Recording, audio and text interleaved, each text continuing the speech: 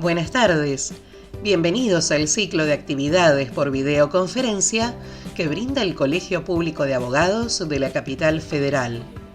Hoy, como actividad organizada por el Instituto de Derecho del Usuario y del Consumidor, que dirige el doctor Adriano Patricio Díaz Cisneros, contamos con los doctores Carlos Eduardo Tambusi y Walter Krieger, que nos hablarán de la competencia en las relaciones de consumo de la ciudad de Buenos Aires. Les recomendamos que mantengan los micrófonos en silencio para evitar interferir en la locución de los expositores y de surgir alguna pregunta, la realicen vía chat. Ahora sí, le damos la palabra a los doctores. Bienvenidos. Hola, buenas tardes. Estamos acá con el doctor Walter Krieger y el doctor Carlos Tambusi. Walter Krieger es docente de Derechos del Consumidor en la Universidad Católica Argentina, autor de obras de Derechos del Consumidor, abogado litigante en Derechos del Consumidor. Estamos con el doctor Carlos Tambusi también, que es el académico que desarrolló el concepto de los derechos de los consumidores como derechos humanos. Es coautor de lo que hoy es el Código de Proceso de las Relaciones de Consumo en la Ciudad de Buenos Aires, presidente de la Comisión de Derechos del Consumidor de la Asociación de Abogados de Buenos Aires, entre otras distinciones. Así que les agradecemos mucho al doctor Walter Krieger y al doctor Carlos Tambusi por estar acá, nosotros, y los vamos a escuchar. Gracias, Patricio. Renuncio, como diría Sarmiento, a toda pretensión de originalidad, agradeciendo la posibilidad de poder hablar de estas cosas en la Casa de los Abogados de la Ciudad de Buenos Aires, el lugar al que siempre, aunque tengamos el ejercicio de la profesión por el momento suspendido en virtud de mi actividad judicial, considero mi casa también, de la cual he participado mucho en otros momentos. Nos congrega hoy hablarles a los asistentes de la gran novedad para el derecho de usuarios y consumidores en la Ciudad Autónoma de Buenos Aires, que es la implementación de la competencia de consumo dentro del fuero contencioso administrativo y tributario de la Ciudad de Buenos Aires y de la sanción, promulgación y ya vigencia desde el mes de abril de un código de procedimientos para la competencia en las relaciones de consumo que cumple de esta manera con el mandato constitucional de autonomía porteña proveniente de la norma nacional, del artículo 129, que le dio a esta Ciudad Autónoma de Buenos Aires plenas facultades de legislación y jurisdicción, la Constitución local y, por supuesto, directamente a las personas de carne y hueso, los consumidores, que somos todos, y que tenemos, gracias a este esfuerzo que podemos contar hoy como realizado, la posibilidad de plantear nuestros conflictos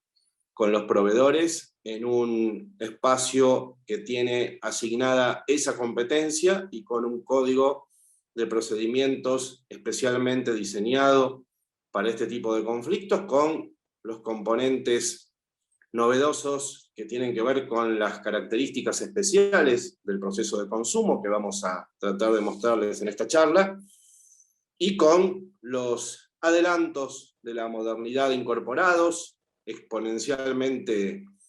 lanzados por la situación de pandemia, pero que con o sin ella venían ya instalándose, modernizando la justicia, acelerando las notificaciones,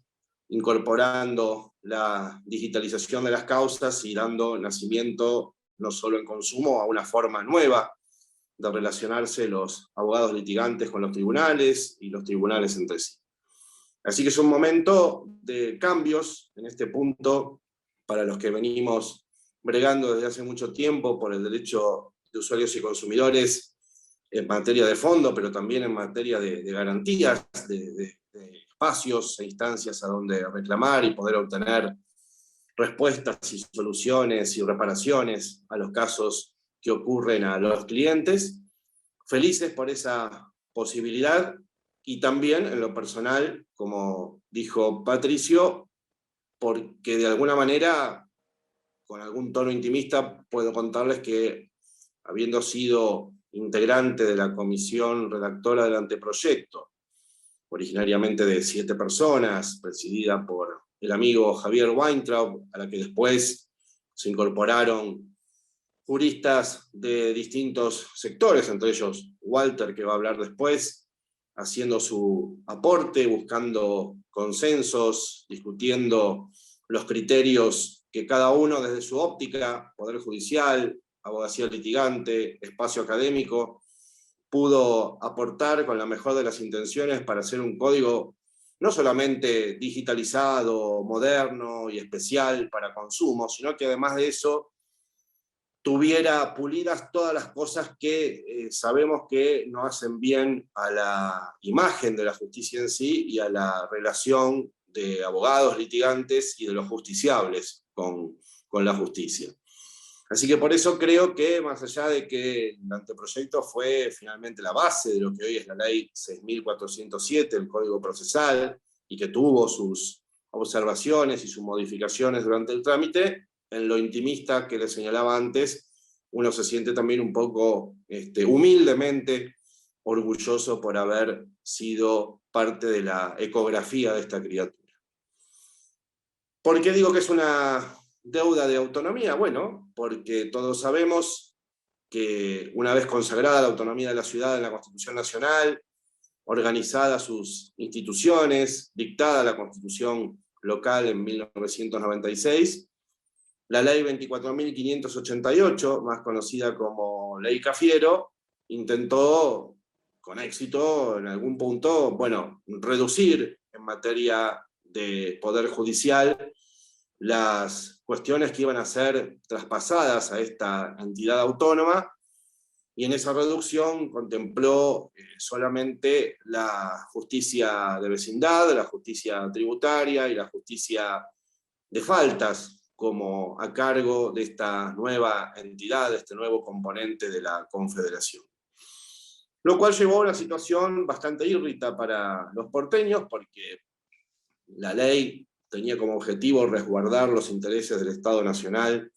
en la ciudad de Buenos Aires, mientras tenga el doble rol de capital de la nación y ciudad autónoma, cosa que en los temas de derecho común, entre los cuales está el derecho del consumidor, pero también en los divorcios, en las quiebras, en las insanías, en los accidentes de tránsito, en las cuestiones comerciales, en las cuestiones regidas, insisto, por los códigos de fondo que se ventilaban en la ciudad de Buenos Aires, los porteños no podían llevar sus asuntos a ser decididos por jueces locales, electos por la forma que establezca la legislación local, nombrados, controlados, administrados por el Consejo de la Magistratura Local, sino que todavía convive en la ciudad de Buenos Aires la mal llamada Justicia Nacional, sostenida por el presupuesto nacional, nombrados los jueces por el Consejo de la Magistratura Nacional y aplicándose los códigos de procedimiento nacionales. Esto,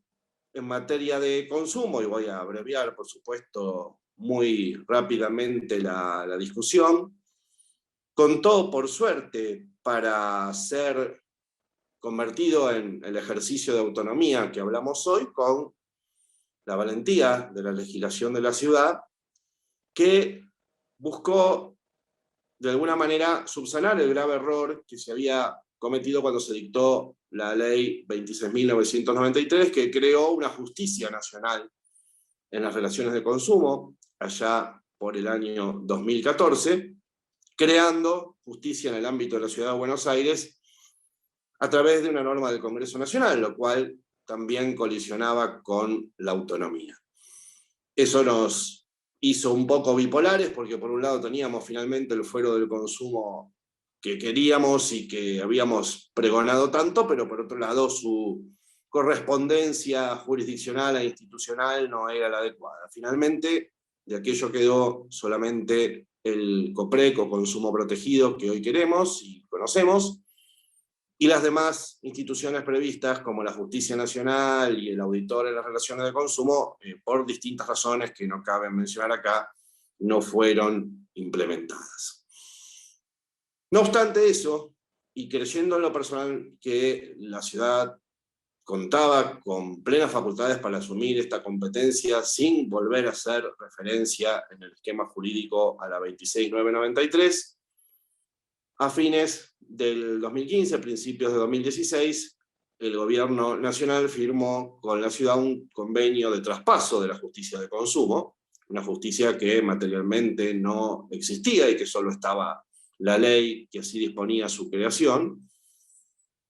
convenio que quedó sujeto a la ratificación por la legislatura de la ciudad y por el Congreso Nacional.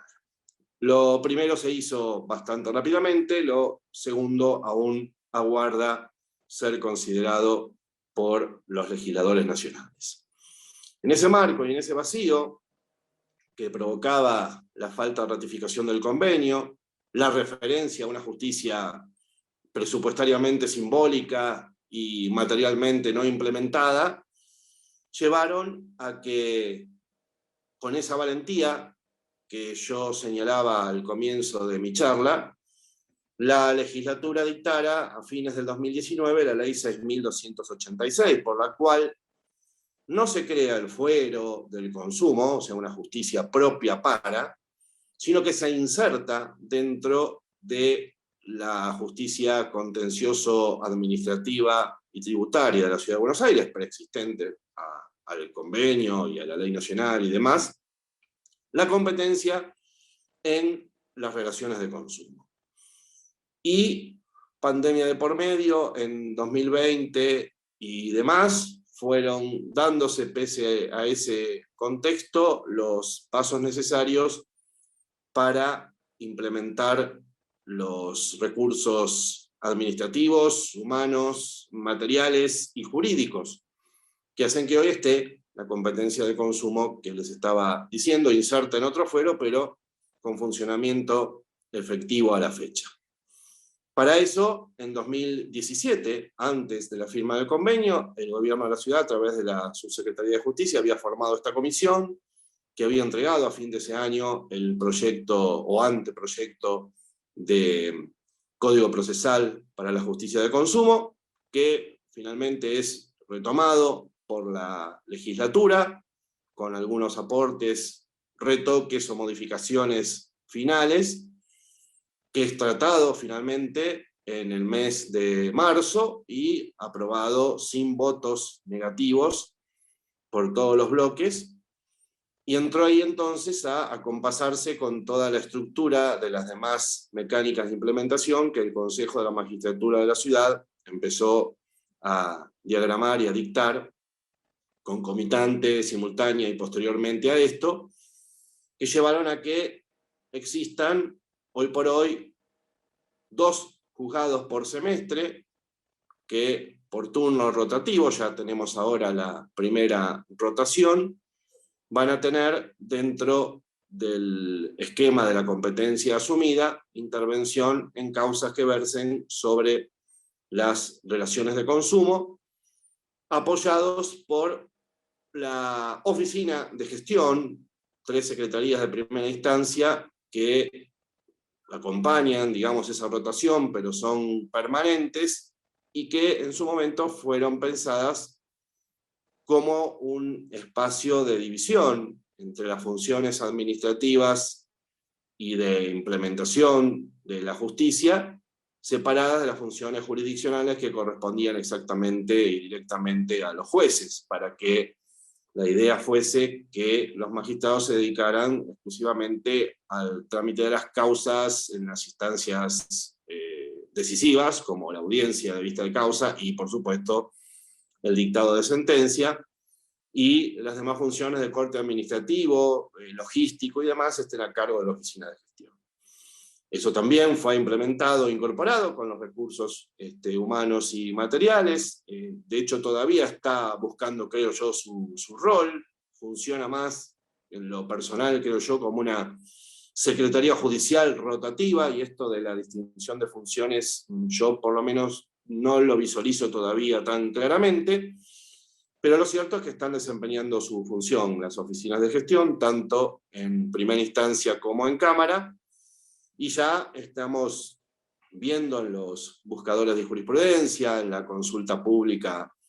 del Consejo de la Magistratura, y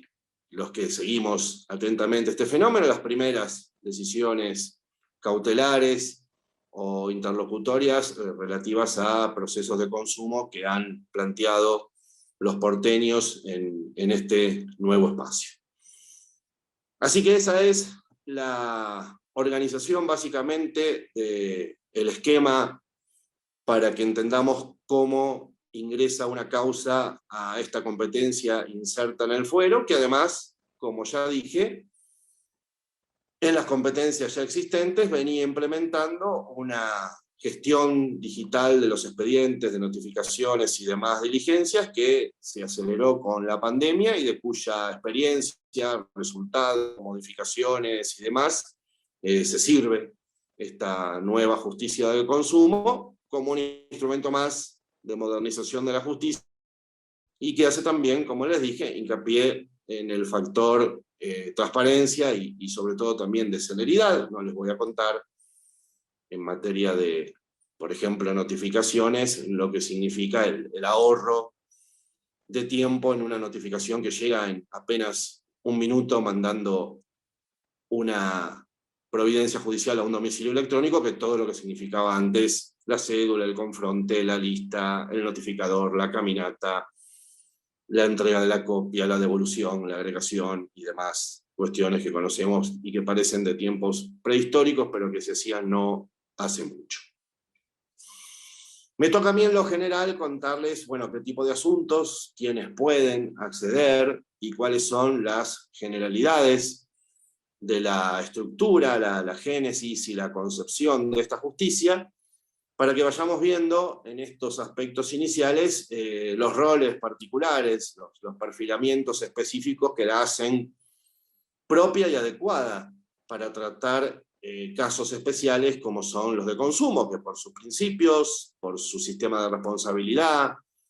por ser un derecho esencialmente protectorio, por la naturaleza de las relaciones que contempla en la litigiosidad y demás, no se satisfacía plenamente con los sistemas tradicionales. Sin perjuicio de eso, señalo, antes de entrar directo en el tema, que obviamente debemos honrar de alguna forma, con sus idas y vueltas, el desarrollo jurisprudencial que tuvo hasta ahora el derecho de consumo en el Fuero Nacional con beneficio de inventario y también en la justicia nacional, perdón, en la justicia de la ciudad, que como alzada de los actos sancionatorios de la autoridad de aplicación también marcó un sendero de interpretación muy rico y muy concordante con los principios del régimen intuitivo consumidor, como me gusta llamarlo a mí, en lugar de usar la palabra consumeril. Es un fuero que trató de superar la limitación de la no implementada Justicia Nacional de la 26.993, no distinguiendo el monto de las causas, y aclarando en el cuerpo principal de la ley aprobatoria del Código que este fuero o esta competencia inserta nueva recibirá solamente causas recién iniciadas, no aplicándose a causas que se encuentren en trámite que continuarán en sus respectivos juzgados donde se encuentran radicados. Una especial referencia a la eliminación del límite de monto fue, y en los debates del anteproyecto coincidimos,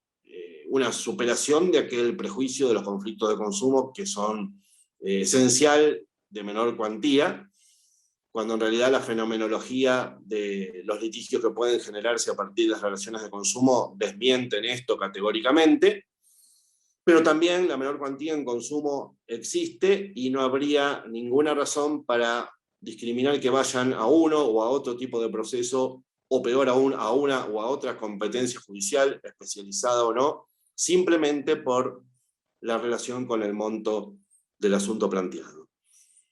Esto nos pareció que siempre fue un distingo profundamente equivocado y que los procesos especiales y los jueces con formación específica y la aplicación de los principios protectorios no distinguían de acuerdo al monto del problema, cosa que para el consumidor tampoco es válida porque su problema es su universo, independientemente del monto involucrado, y la justicia debe darle a ese ciudadano una resolución del caso. Por lo tanto, creemos que esta superación del límite hace que hablemos de una justicia abierta con razonabilidad a todos los fenómenos que puedan producirse en el mundo del consumo.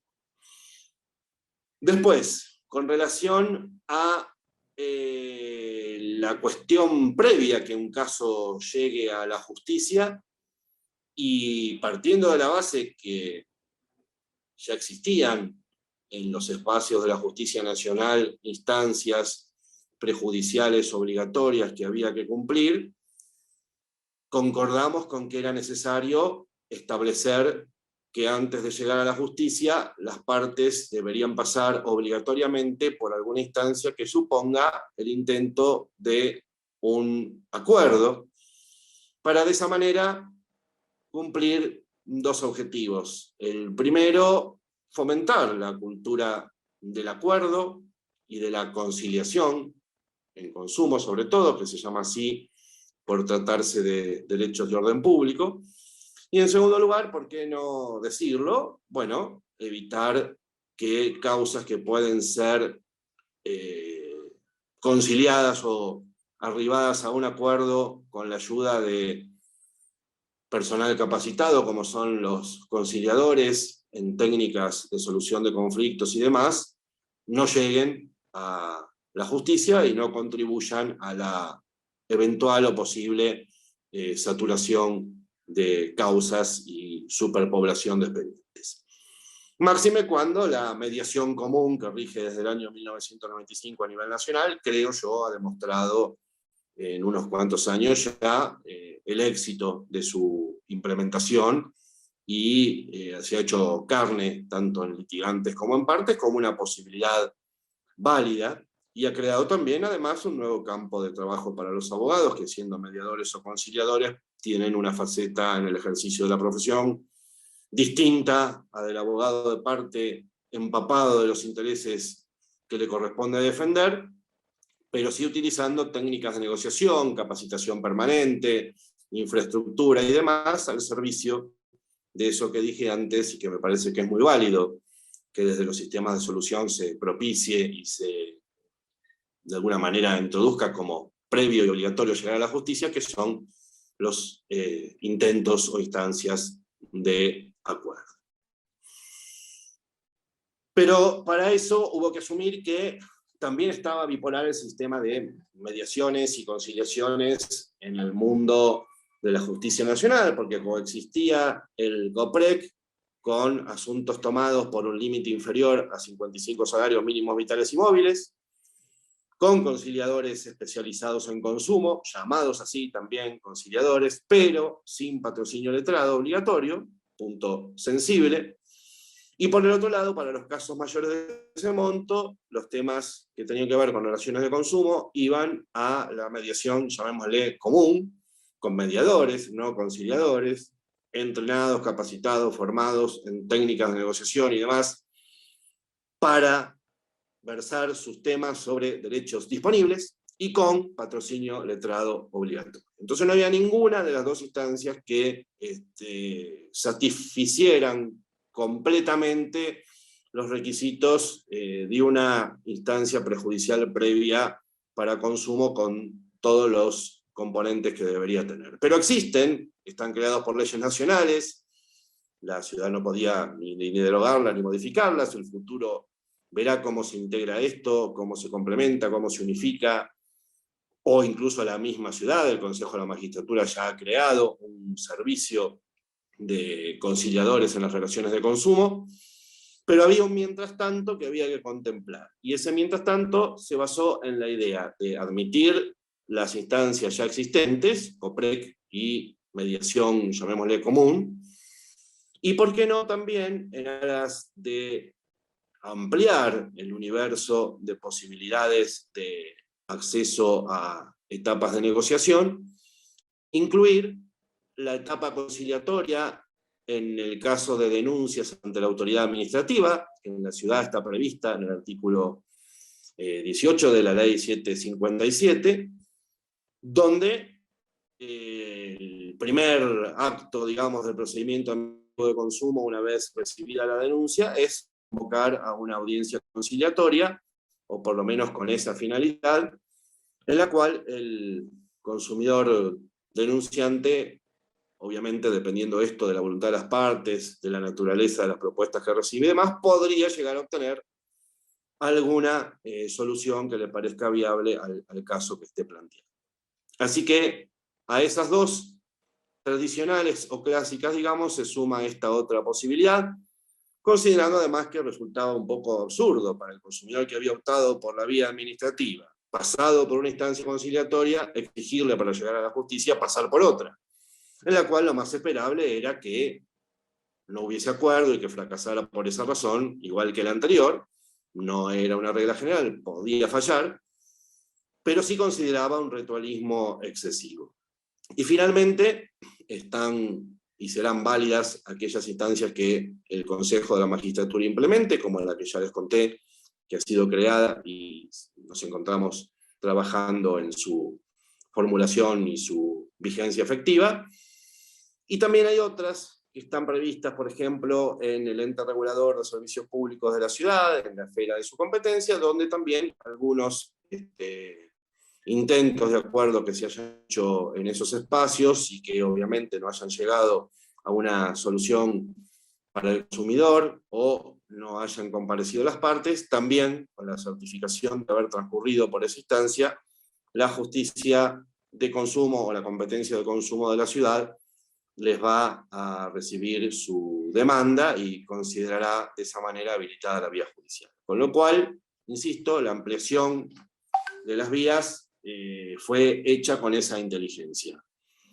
Contemplar mientras tanto, aprovechar las existentes y no obligar al consumidor a pasar obligatoriamente por varias instancias de acuerdo cuando ha pasado ya sin éxito por algunas que hayan sido anteriores. Una vez que entramos ya al universo del código y dentro de las cuestiones de grandes líneas que me tocan a mí, hay un punto que quiero destacar, que es el de la normativización de los principios. Y los remonto a los que me escuchan a la época de la facultad, de cuando estudiábamos procesal, donde los libros siempre empezaban con el objeto de estudio del derecho procesal y después sus principios, que aparecen dispersos en las normativas de los códigos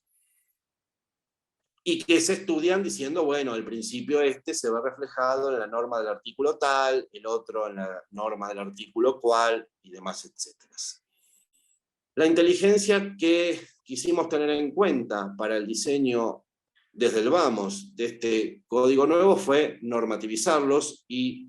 no hacerlos aparecer en normas que se refieran a, sino normas que enuncien directamente los principios aplicables al proceso de consumo, que se podrían dividir en principios que vienen de la 24240, que es la ley de fondo, y que tienen influencia procesal, principios directamente procesales, y principios interpretativos que vienen también de la norma del fondo y del derecho internacional de los derechos humanos. Así que tanto el diseño del proceso como la actuación del magistrado, la amplitud de la prueba, la razonabilidad de las sentencias deben regirse por estas pautas orientadoras generales que además sirven, por supuesto, para llenar vacíos legislativos o situaciones dudosas. De manera tal que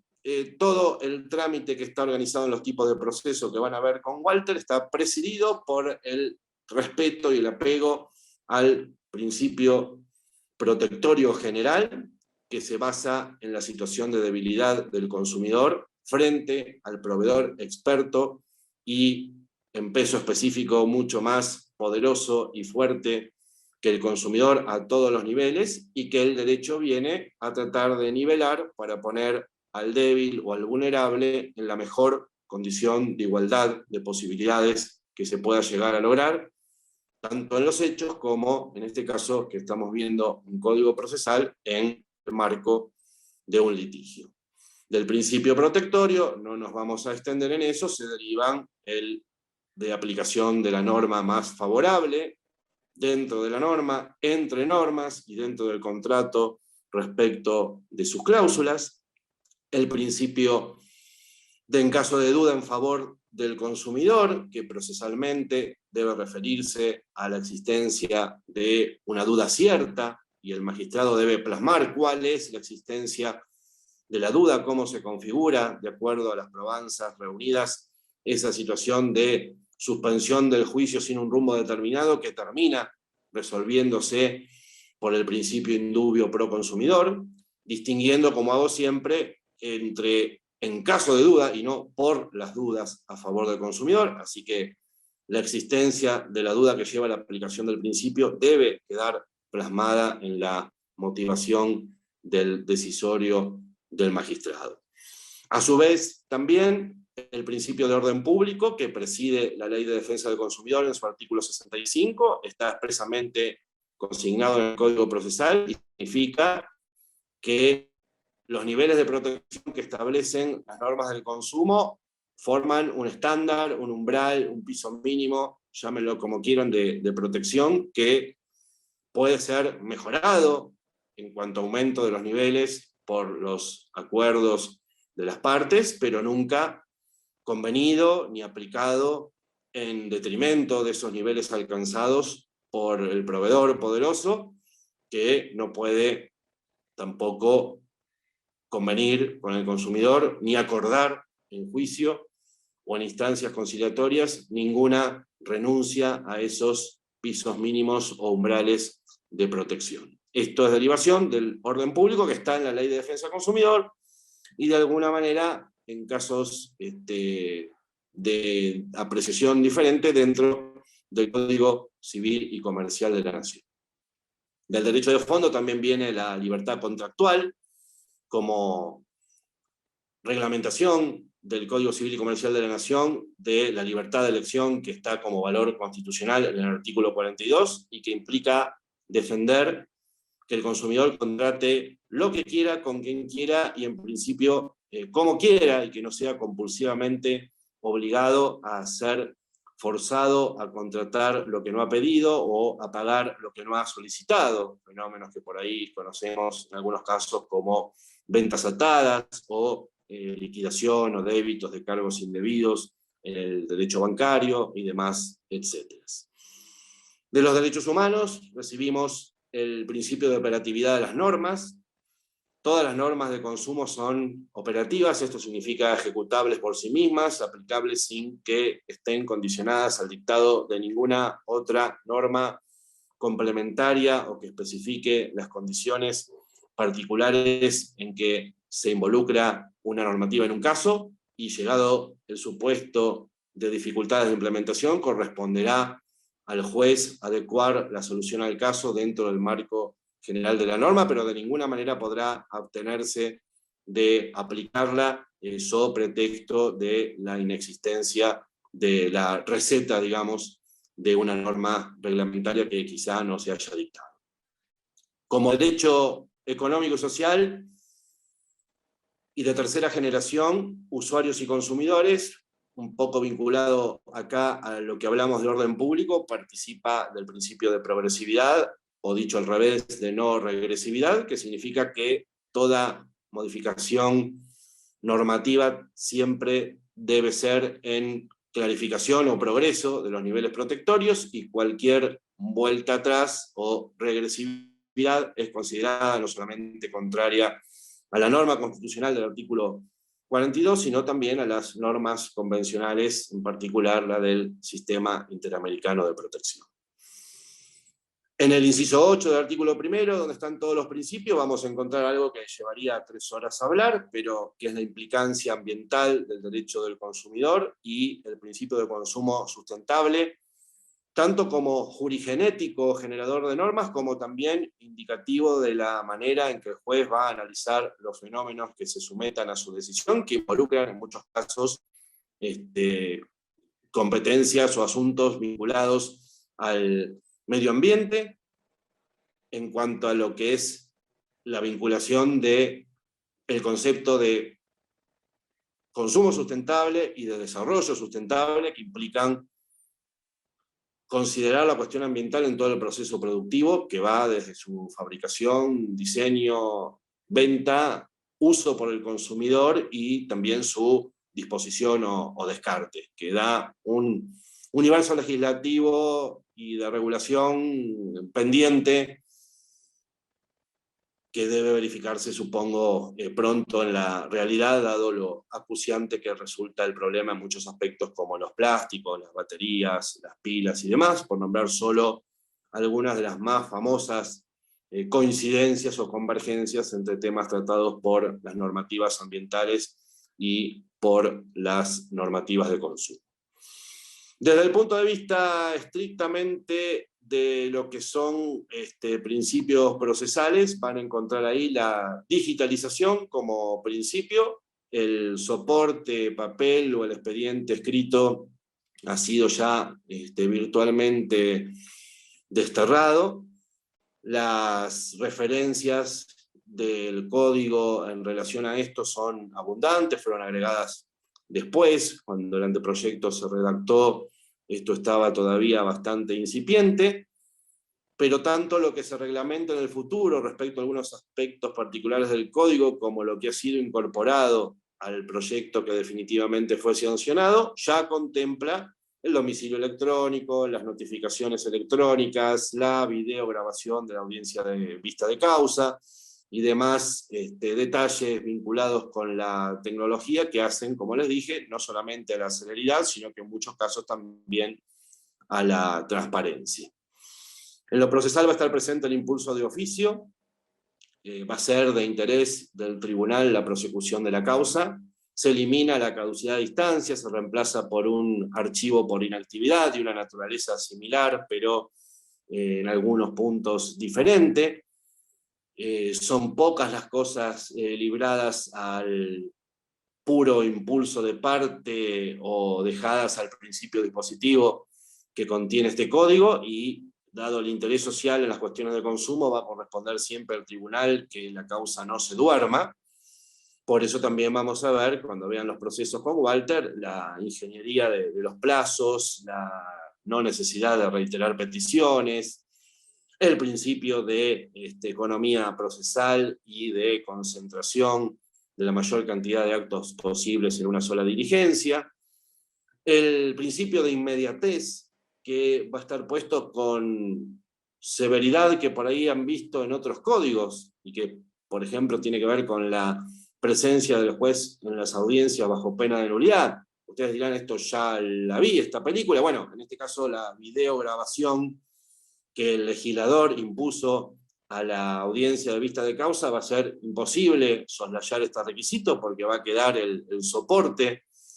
donde se va a poder ver efectivamente si el juez estuvo presente o no en ese acto, que es considerado por la propia letra del código esencial dentro del trámite de los dos tipos de procesos básicos que el código prevé. Con esto, además de en materia reparatoria, la vigencia del principio de reparación integral, con la aplicación directa de los criterios de recursos humanos, perdón, de derechos humanos relacionados con la impregnación que el Código Civil y Comercial ha tenido a partir de su unificación en el 2015, incorporando la cuestión de los tratados internacionales de derechos humanos y de esa manera haciendo obligatoria a los asuntos la observancia del principio de trato equitativo y digno y de no discriminación, que ya estaban presentes en las normativas internacionales, en la Ley de Defensa del Consumidor y demás, y que obviamente son una pauta procesal insoslayable a tener en cuenta a la hora de resolver los litigios, en la amplitud que sobre todo en el trato equitativo y digno la Ley de Defensa del Consumidor lo trata, incluyendo la prohibición de las prácticas vergonzantes, intimidatorias o vejatorias que puede sufrir el consumidor o usuario en cualquier momento de la relación de consumo, no solamente cuando celebra el negocio o contrata, sino también antes, concomitantemente y después. Con esto los principios no solamente están enunciados, sino que tienen alguna referencia a su contenido, de modo tal que la vinculación legislativa con la obligación del juez de aplicarlo se hace patente, y creo que de esta manera se contribuye a consolidar la identidad del fuero y la aplicación específica de la disciplina, tanto durante el trámite como en las decisiones judiciales. Y para terminar esta referencia a los principios, en particular, debo señalar que, conforme a la tendencia que se desarrolló en paralelo y también después, y que la pandemia hizo necesario resaltar, hay una mención especial a las situaciones de hipervulnerabilidad, como se ha dado en llamar, aquellos casos en que el consumidor es más débil que su debilidad natural, por cuestiones inherentes a situaciones concretas o condiciones personales del consumidor, las famosas categorías sospechosas por las cuales no cabe distinguir ni impedir el acceso a las garantías, y es más, se impone en ese punto o en esos casos la rigorización de los principios protectorios en el trámite judicial, la ejemplaridad en las sentencias y la especialidad en los sistemas de acceso que deben contemplar estas situaciones que, por cuestiones de género, nacionalidad, edad y demás, limitan aún más o complican aún más la situación del consumidor frente a los sistemas de solución de conflictos. Incluyamos en ese punto también personas discapacitadas o con capacidades diferentes, migrantes y demás. Dicho esto, de la Ley de Defensa del Consumidor, el Código ha tomado una posición respecto a un tema que no venía cerrado y que daba gran controversia, que era el alcance del principio de gratuidad, tomando la interpretación más amplia y considerándolo comprensivo de la tasa de justicia, de los gastos durante el juicio y también de las costas, en una inteligencia que viene del artículo 53 de la Ley de Fondo y que deja en manos de los propios litigantes el control de eventuales abusos de este beneficio de gratuidad, estableciéndose que el proveedor, mediante un incidente de solvencia, cuyo trámite también está regulado en el Código, cosa novedosa porque existía como tal desde el año 2008 en la Ley de Fondo, pero nunca se habían dado algunas normas procesales que lo definieran, ahora las tenemos, y mediante ese incidente de solvencia, en juicios que no sean inferiores a 10 unidades de medidas arancelarias, que en eso se aplica a rajatabla el concepto amplio de gratuidad, en esos casos de más de 10 sumas, el proveedor puede desvirtuar la presunción de gratuidad, demostrando que el consumidor tiene recursos para afrontar los gastos del juicio y en su caso hacer una suerte, como siempre digo, de beneficio de litigar sin gastos al revés, para demostrar la situación económica del consumidor y en su caso de tener éxito hacer caer el beneficio. De forma tal que en ese punto está en manos, como les dije, de los propios actores procesales la vigilancia, con la necesaria decisión del juez cuando corresponda, de eventuales abusos de este beneficio que otorga la ley, que parte de la base de que el consumidor no tiene los recursos para afrontar los gastos del juicio. Se mantiene también de la Ley de Fondo, y siempre del mismo artículo, el 53, el principio de las cargas dinámicas de la prueba, que también daría para 2 horas de una charla, pero significa que el proceso se concibe como una vía tendiente a lograr la verdad objetiva, el esclarecimiento de esa verdad, en el marco de un deber de colaboración de las partes para la búsqueda de esa verdad, y que en materia probatoria importa que aquel que esté en las mejores condiciones, o a veces en las únicas condiciones de aportar los medios probatorios, aunque no sea el que pretende utilizar esos medios para probar sus dichos, tenga la obligación de arrimarlos a la causa, justamente en búsqueda de esa verdad y en ejercicio de esa colaboración. En consumo, esto se da muchísimo, en comercio electrónico es el ejemplo más claro, todo lo relativo a esa operación que hicimos y que por ahí generó algún problema está registrado, almacenado y guardado dentro de la página web del proveedor. El consumidor no se queda con absolutamente nada, entonces bien puede llegar a ser necesario que mucha instrumental informática deba ser necesariamente aportada por el proveedor. Pero saliendo de ahí, tenemos las dificultades que aparecen en la práctica para que los bancos den copias de los documentos firmados, entonces muchas veces el original lo tienen ellos solos. La necesidad de peritar un medidor de un servicio que es propiedad de la empresa prestadora y no del usuario en cuyo domicilio está instalado, requiere insolayablemente que ponga a disposición el dueño de ese medidor, del eventual dictamen técnico, el aparato para que sea analizado. En fin, la fenomenología amplia del consumo da muchos casos en donde muchas veces el único que posee los elementos de prueba y está en condiciones de aportarlo es la otra parte, lo cual no debe confundirse nunca con imponer una obligación de probar contra sí mismo, porque se trata de pautas objetivas, de vincular elementos o medios con las situaciones fácticas que han sido aludidas en la demanda. Y finalmente, bueno, la discusión de la ley de fondo respecto a los tipos de proceso la va a referir Walter. Hay un proceso que se llama ordinario y que es el más corto y el que tiene a la vez menos conocimiento de investigación, y un procedimiento de conocimiento más profundo. La regla va a ser el más simple, pudiendo ser modificado solamente cuando alguna de las partes lo pida, previa sustanciación y por supuesto decisión del juez, pero nunca de oficio, como viene pasando en algunos precedentes de la Justicia Nacional, donde, invocando facultades ordenatorias e instructorias, los jueces por sí entienden que la cuestión es compleja y, en el lenguaje del Código Nacional, ordinarizan procedimientos que habían sido empezados como sumarísimos. Acá también va a estar en manos de la estrategia del abogado del consumidor o de la oposición que haga el abogado del proveedor, plantear que por la complejidad de la cuestión corresponde un tipo de proceso u otro. Tengo que acelerar los tiempos, si Patricio me das un poco de más de soda. En este fuero va a tramitar toda la fenomenología que genera el mundo del consumo en materia de acciones individuales. Si ustedes repasan la ley 24240, hay muchísimas cuestiones más allá de la que uno puede tener tradicionalmente en la cabeza, que es el cobro de pesos, restitución de sumas pagadas o la acción por daños. Puede haber acciones para el cumplimiento de la oferta, para satisfacción debida del deber de información, para reparación no satisfactoria y reemplazo de la cosa, o las opciones que da el artículo 17. Hay una vastedad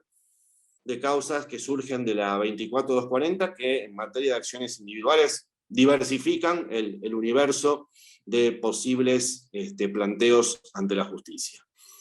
Solo debemos tener en cuenta que algunas cuestiones van a seguir siendo de competencia federal cuando las leyes específicas así lo establezcan. Tengamos, por ejemplo, demandada una obra social por la 23660, competencia federal, o casos de los servicios públicos interjurisdiccionales, léase luz, gas, teléfono, agua y cloacas y demás, que justamente por esa naturaleza y por las leyes que los regulan, permanecen, obviamente, con lógica en ese punto, involucrados en la tramitación de la justicia federal. Hay una mención especial al fideicomiso inmobiliario cuando involucre una relación de consumo, en razón que la ciudad tiene un registro que contempla ese tipo de contratos. El proveedor también va a ser actor en este fuero. Nada justifica que si el consumidor es actor, lleva al proveedor a un fuero especial que aplica sus principios.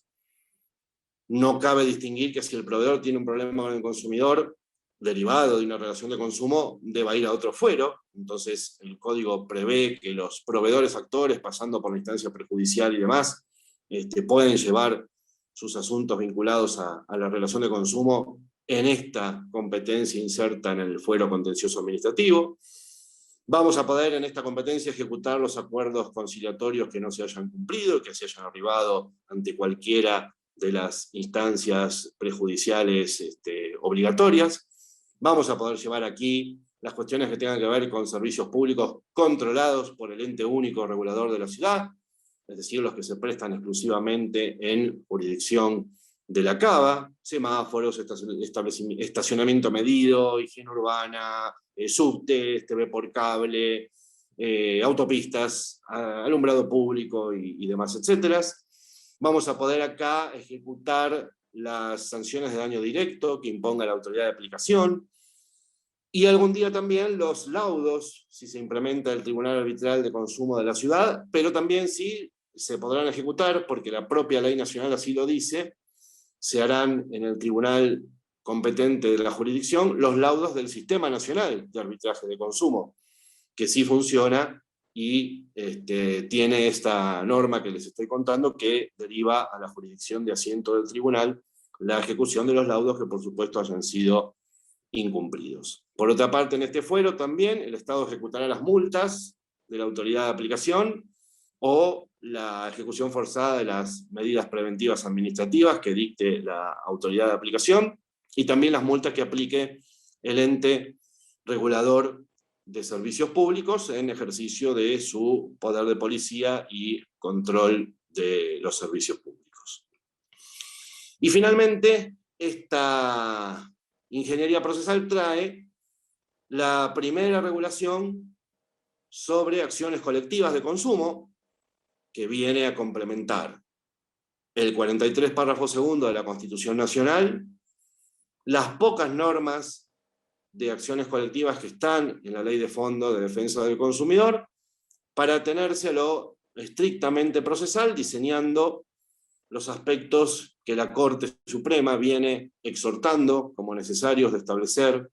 en una norma ritual desde hace mucho tiempo esta parte, que no se ha cumplido en ninguna jurisdicción. Ahora sí, para las acciones de consumo tenemos reglado un proceso de acciones colectivas tomado del proyecto de Código para Defensa del Consumidor que está en trámite en el Congreso Nacional, y que contempla lo que la Corte en sucesivas acordadas, por ejemplo el registro de servicios de acciones colectivas, la publicidad debida de las acciones colectivas, la cuestión del alcance de las sentencias, la forma de ejecutarlas y demás, como la primera, insisto, normativa procesal referida exclusivamente a este tipo de procesos, y que tan necesaria para la clarificación de cuestiones que hasta ahora venía diseñando el activismo judicial, están ahora pautadas por el legislador.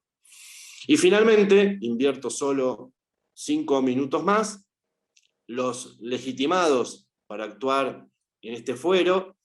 van a ser, por supuesto, los protagonistas de la relación de consumo, los consumidores, actores o demandados, los proveedores, actores o demandados, que cumplan con los caracteres que dan las respectivas definiciones legales de uno y otro, tanto en la ley como en el código, y teniendo como derecho de orden público una formulación especial el rol del Ministerio Público Fiscal, que puede ser legitimado activo como actor, y si no será fiscal de la ley con intervención necesaria en determinadas etapas del proceso que están pautadas en el código. Hay una consideración del legitimado activo del ente único, en materia de lo que es su competencia de servicios públicos, más allá de la ejecución de multas, de la autoridad de aplicación, conforme a las finalidades que la ley 757 le da a la autoridad de la ciudad. Es coherente que tenga acceso a la justicia para mover las palancas del sistema y hacerlas efectivas. Por supuesto, se contempla la situación de los otros ministerios públicos, el de la defensa, en caso de personas de menores recursos o conforme a sus directivas de actuación, lo que vaya estableciendo dentro de su autarquía para su protagonismo en el fuero, el Ministerio Público Tutelar para el caso de menores o incapaces, y finalmente la Defensoría del Pueblo de la ciudad, también en la esfera de su competencia y con un rol muy importante que puede llegar a tener dentro de las acciones colectivas, siendo un organismo que tiene en sus cometidos asuntos relacionados con derechos humanos y servicios públicos, tiene una vinculación y un trabajo previo aparte muy, muy desarrollado, muy fuerte y muy protagonista en materia de los derechos del consumidor, y ha sido debidamente también considerado como legitimado activo dentro de los que pueden iniciar acciones o plantear cuestiones en este fuero. La competencia también está dada con un sentido amplio, en tanto y en cuanto la relación de consumo esté celebrada en la Ciudad de Buenos Aires, o el domicilio del consumidor, o el domicilio del proveedor, o el de la citada en garantía, o el lugar de cumplimiento del contrato, la demanda en razón del territorio también podrá ser presentada en esta competencia que ha adoptado la ciudad, jugando también en conjunto las normas que ya tiene la Ley de Defensa del Consumidor respecto a crédito al consumo en el artículo 36, que cuando el consumidor es demandado siempre tiene que serlo en su domicilio, por ejemplo, y las particularidades, que también llevarían otra charla entera, de la competencia que regula el Código Civil y Comercial en el 2564, muy aplicables a los fenómenos de comercio electrónico, comercio transnacional, que impiden cualquier prórroga de jurisdicción y mantienen el principio del consumidor demandado en su domicilio, pero también agregan la posibilidad de demandar al proveedor en el país cuando tenga agencia, sucursal o representación y demás cuestiones que por ahí lanzo el desafío, como son muy importantes y que el derecho internacional privado todavía no ha clarificado o solucionado del todo, bien podrían ser objeto de alguna charla posterior, dada la generalización del comercio electrónico y el crecimiento exponencial de estas transacciones. Con esto, y excedido seguro en el tiempo, y gracias por no haber sido retado,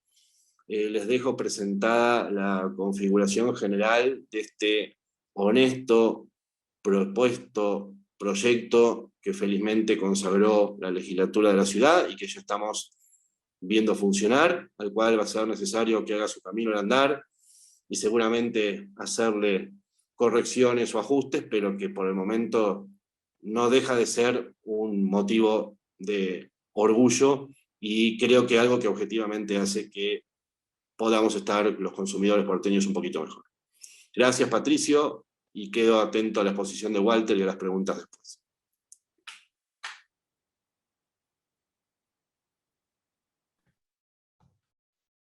Bueno, buenas tardes a todos. Muchas gracias, Carlos, por esta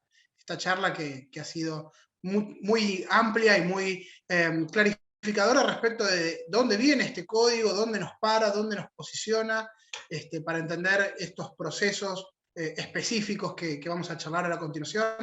Gracias, Patricio, por la invitación, por organizar esta actividad que además de ayudar a los colegas a conocer cómo funcionan los procesos, también sirve un poquito para difundir la existencia de este fuero. En estos 6 meses de vida han ingresado un poco más de 100 causas a este nuevo fuero y la idea y lo ideal es que entren muchas más, ¿no? Para cumplir con, como decía Carlos, el mandato constitucional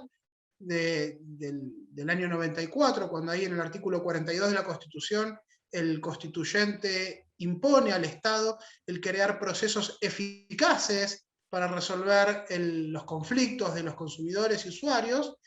Claramente, uno de los requisitos de esta idea de eficacia, además de la celeridad, por supuesto, de la gratuidad, que tanta discusión y dolores de cabeza nos trae en el Fuero Nacional y que el Código pretendió resolver,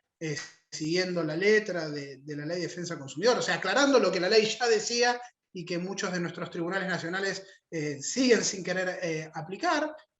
Entre paréntesis, ahora se está discutiendo el tema del alcance de la gratuidad en la Cámara Nacional de Apelaciones en lo Comercial, procurando resolver la cuestión mediante un fallo plenario. Veremos qué resuelve la Cámara. Pero además les decía de la gratuidad y de la celeridad de los procesos,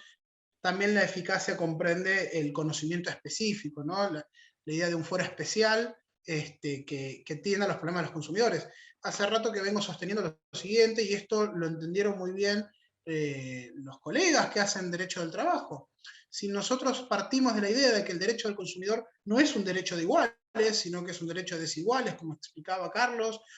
un derecho donde hay una parte a la cual vamos a sostener que es estructuralmente vulnerable frente a otra que va a ser estructuralmente más fuerte, sin caer en las explicaciones de por qué se da esto, solamente diciendo que hasta, inclusive desde las ciencias económicas, de la economía, está demostrada esta vulnerabilidad. Lo cierto es que no podemos tener una ley de fondo que proteja si no tenemos una ley de procedimiento que acompañe esta vulnerabilidad. Es una utopía creer que las vulnerabilidades que se dan en el mundo real no se cuelan en los expedientes judiciales. Y es por eso también, y por eso decía que lo han entendido los colegas que hacen derecho del trabajo, en la medida que cuando vamos a un procedimiento laboral no aplicamos las mismas normas que un procedimiento civil o un procedimiento comercial, sino que la protección del trabajo ameritó la creación de un fuero específico con reglas procesales propias que contemplen y consagren los derechos protectorios de los trabajadores. Bueno, lo mismo necesitamos para los derechos del consumidor. Si es un derecho de los vulnerables, necesitamos que haya un código que se haga cargo de estas vulnerabilidades y que por lo tanto genere procedimientos que también en el marco de los procesos judiciales recomponga o procure recomponer el equilibrio de estas desigualdades estructurales. Como bien decía Carlos, también hace un ratito, este código es el fruto de un trabajo de una comisión que comenzó siendo de 7 y terminó siendo bastante más ampliada, en la cual siento que me he colado por la ventana, porque han participado enormes juristas, además de Carlos, de Javier Weintraub. En esa comisión participó Alejo Chamatrópulos, participó Alejandro Borda, participó Carlos Calvo, participó Luisito Sáenz,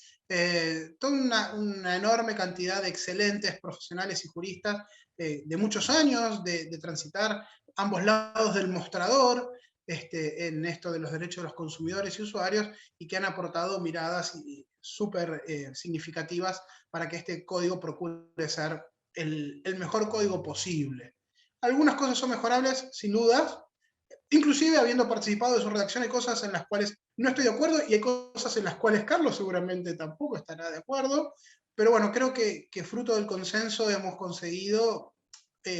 llegar al mejor código posible, un código que pueda ser aplicado, un código que sea realista con el poder judicial que tiene hoy y la infraestructura que tiene el poder judicial de la Ciudad de Buenos Aires,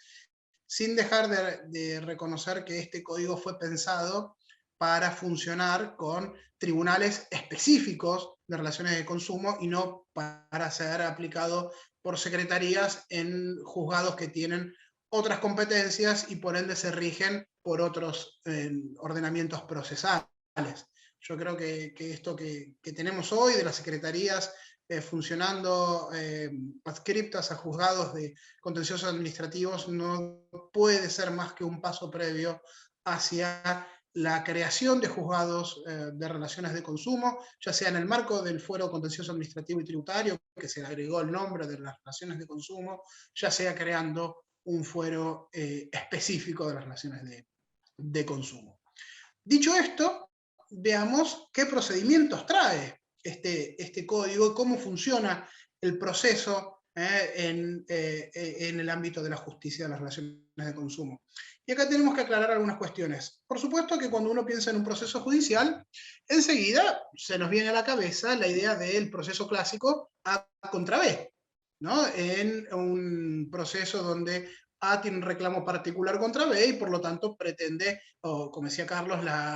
el cumplimiento de la oferta, la reparación de los daños y perjuicios, la sustitución del bien, la nulidad del acto jurídico, o en este caso el contrato de consumo, o lo que fuere.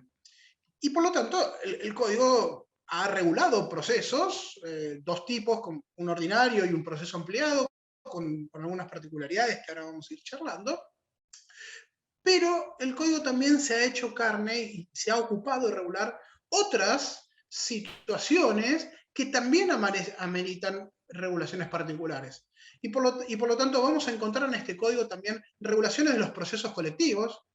siendo la primera legislación que tenemos que regula específicamente los procesos colectivos. En el orden nacional aún no hay una ley que regule los procesos colectivos y por lo tanto la litigación de acciones de clase va de la mano de la creación que haga la Corte a través de la jurisprudencia, o que ha hecho la Corte a través del ABI, de PADEC, de CEPIS, etc.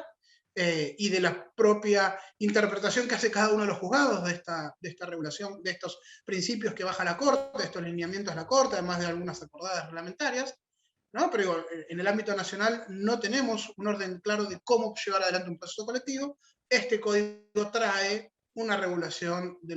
las acciones de clase. trae también una regulación muy interesante sobre las acciones específicas y particulares frente a la publicidad ilícita.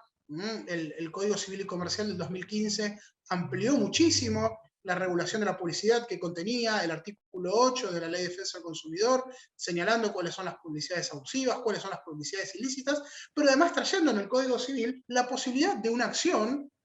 cuyo legitimado para iniciarla es el afectado, y nosotros entendemos que el concepto de afectado es amplio, como lo entendió la Corte en aquel famoso fallo de Kmejian con Sofovich, o sea, cualquier afectado por una publicidad que tenga un contenido discriminatorio, que tenga un contenido ilícito, que prometa lo que sabe que no va a poder cumplir, puede iniciar un reclamo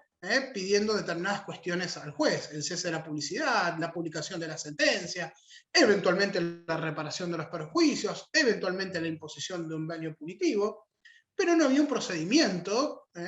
y sigue sin haberlo en el orden de la justicia nacional, un procedimiento para hacer efectivo este derecho que estableció el Código Civil en 2015. Bueno, este código trae una regulación de las acciones ilícitas, de las acciones contra las publicidades ilícitas. Trae también una regulación de las acciones meramente declarativas, que me parece que van a ser sumamente útiles, principalmente también para algunos proveedores, en la medida en que la profusión de normas que hay en regulación de los derechos de los consumidores pueden requerir que los tribunales se expidan para aclarar las dudas respecto de los alcances de tal o cual situación. Trae también una remisión al amparo, diciendo que, bueno, cuando el consumidor inicie la tutela de sus derechos, ya sea por una cuestión de salud o lo que fuere, a través del proceso de amparo, remite a la ley de amparo de la Ciudad de Buenos Aires, que es una ley mucho más amplia y mucho más nueva que la vieja 16986 que rige en el ámbito de la nación. Por lo tanto,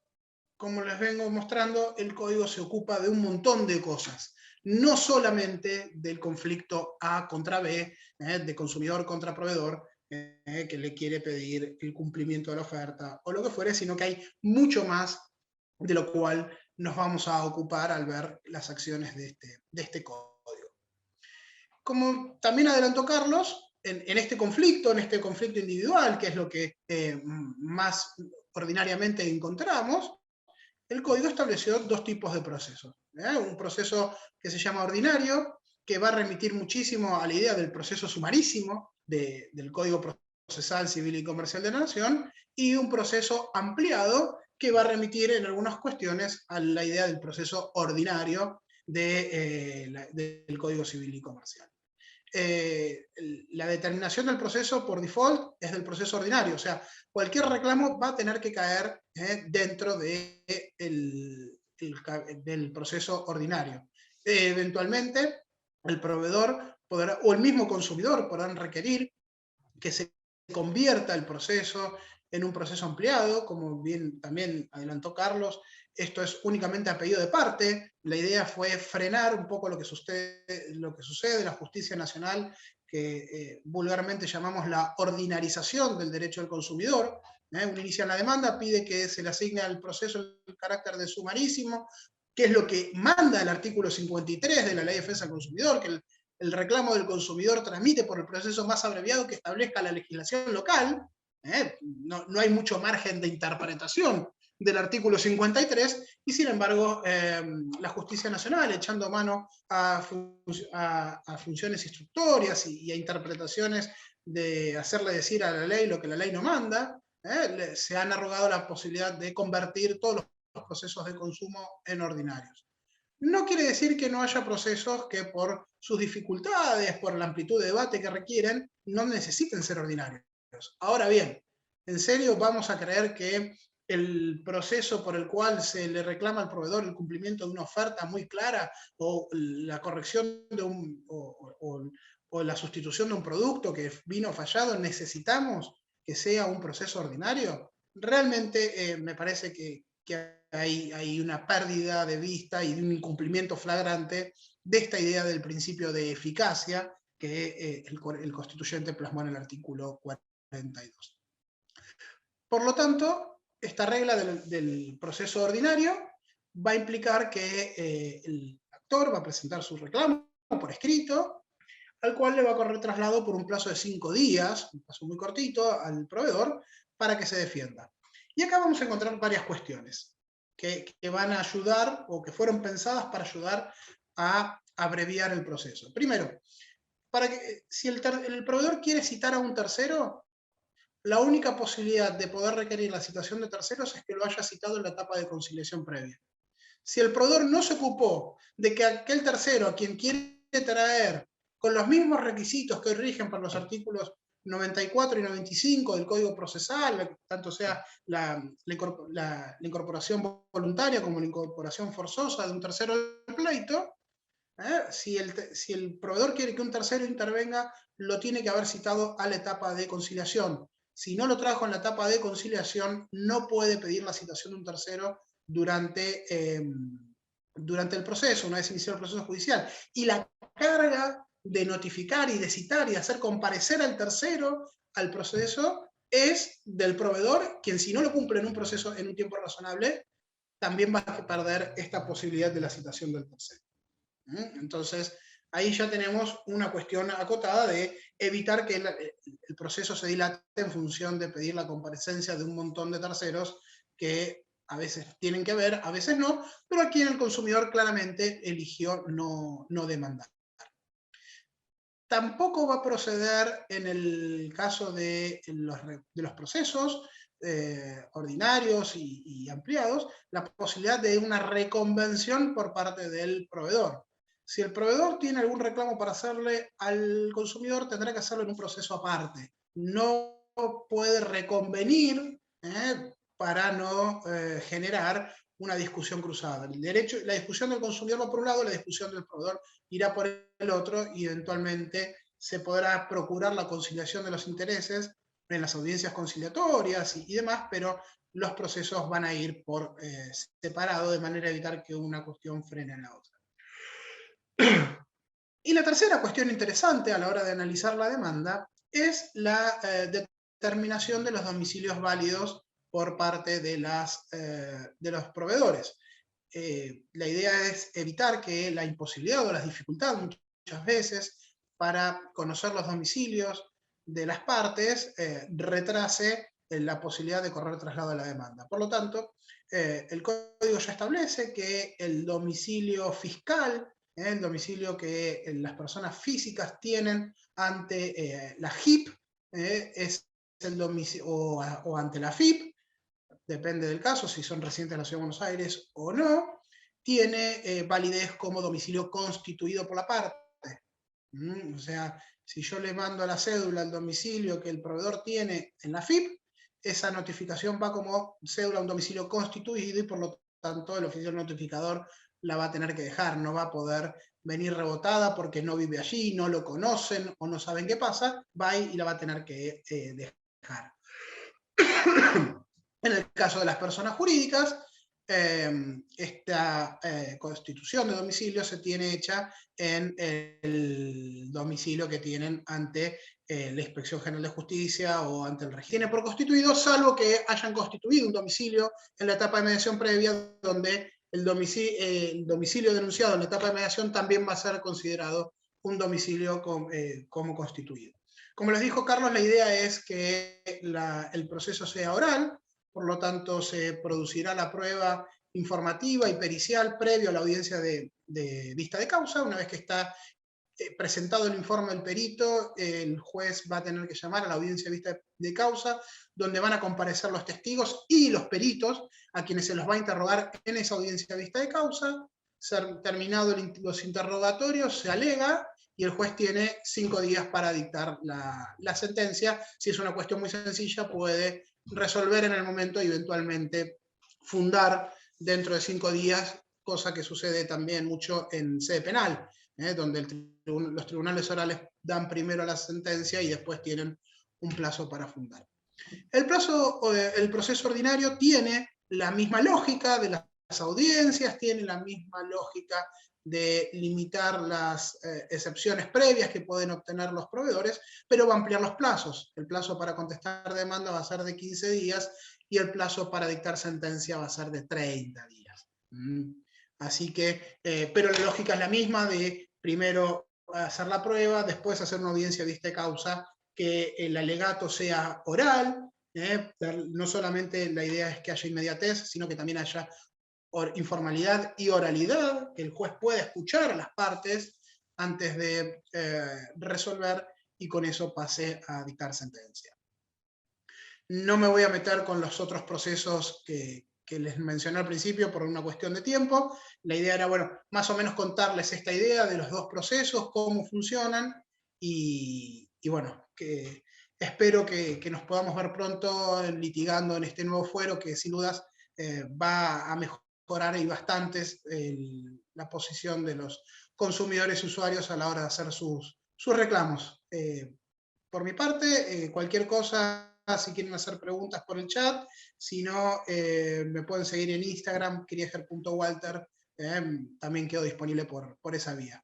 Patricio, muchísimas gracias por la invitación. No, al contrario, gracias a los dos. Estamos acá, tenemos unos minutos más para las preguntas que habíamos dejado, por si aparecen en el chat, hay mucha concurrencia. Excelente la charla de los dos, me encantó, les agradezco muchísimo. Una etapa nueva, en un foro nuevo, a mí mi deseo sería que se pueda, que se litigue con buena fe y buenos valores, porque si no hay buena fe, es una actividad insalubre litigar. También para las partes, esos principios que estén, y creo que con la mayor oralidad, cuando nos miremos más a los ojos, todas esas cosas que a veces se ven en los expedientes, que todo el mundo se da cuenta, pueden empezar a disminuir un poco, que todo el mundo se da cuenta si no hay buena fe, porque es muy importante, me parece, para los propios, las partes que se sufre mucho estrés, mucha ansiedad, que haya buena fe, ¿no? Eso es un deseo que tengo. No sé si quieren decir algo más sobre creo que también está relacionado con la mayor oralidad, que creo que puede ayudar en ese sentido. Sí, sin duda, la transparencia. Sí, a ver. Sí, adelante. Dale, Carlos. No, dale, termina la idea. Esa fue una de las lógicas del anteproyecto, estructurar una manera de relacionarse con el justiciable diferente y que aleje toda posibilidad de oscuridad o de sospechas sobre lo que es el universo del trámite judicial y lo acerque al abogado y al justiciable. Esa fue la idea de la redacción del código. Sí, y complementando esto que plantea Carlos, la discusión en el seno de la comisión era justamente esto, ¿no? La idea del juez no solamente de la oralidad, sino de tenerlos él al frente. El juez, cuando tiene a las partes adelante, entiende mucho más de lo que está pasando en el proceso que cuando tiene que leer un escrito. Entonces, la insistencia con que el juez esté presente bajo pena de nulidad tenía que ver con esta idea de que el juez los vea, que no se entere mirando un video, que no se entere porque se lo contó el secretario, que no se entere porque se lo contó el escribiente, sino que él mismo pueda formar su juicio sobre la situación, teniendo un acceso inmediato al conflicto y a las partes.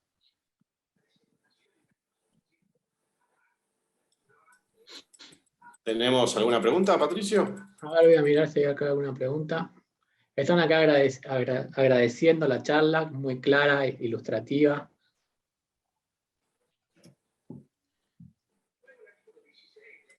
Doctor, ¿cómo hace si quiero citar a un tercero y el consumidor o el conciliador se oponen? Preguntan acá. Bueno, a ver, el conciliador no tiene facultades para oponerse, o sea, en la etapa de conciliación no hay, si el conciliador se opone, no puede hacerlo, no tiene facultades para oponerse. El conciliador, en el desempeño de sus funciones, tiene que proceder a citarlo. Además, en todo caso, si la situación... ¿Cómo? Que además, Walter, hay un régimen disciplinario de los conciliadores, tanto en la mediación como en la conciliación PREC, y lo va a tener el que organiza el consejo, donde el abogado puede hacer saber esto a la regulación de los conciliadores para que hagan una investigación. En todo caso, si la citación es improcedente y insiste con la citación a lo largo del proceso el proveedor, el recurso que tiene el consumidor, además de que él va a cargar las costas, el proveedor que cita a alguien sin sentido, si esto es demasiado grosero, podrá pedir una sanción de temeridad y malicia, eventualmente, pero en la etapa previa de conciliación, los conciliadores, ni tampoco el consumidor, pueden oponerse a la citación de un tercero. No es una cuestión facultativa.